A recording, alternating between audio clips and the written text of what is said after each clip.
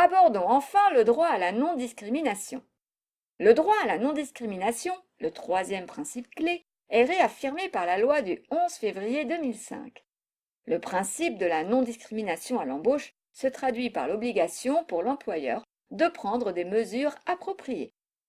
Pour les partenaires sociaux, il s'agira de traiter de la question du droit au travail des personnes handicapées dans les conventions collectives.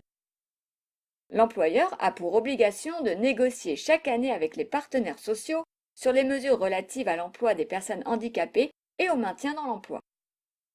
La loi ne définit pas davantage ce que sont des mesures appropriées. Elle évoque le principe de l'aménagement raisonnable. L'idée est de rechercher un équilibre entre les possibilités économiques dans l'entreprise et la nécessité de permettre à un nombre croissant de personnes handicapées d'accéder à l'emploi. Le fait que l'AGFIP ne finance pas à 100% le coût de l'aménagement ne saurait suffire à caractériser une charge disproportionnée.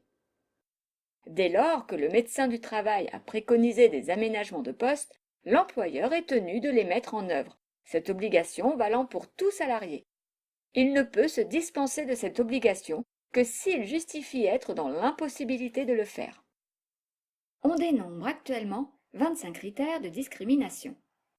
Vous trouverez la liste dans l'espace ressources.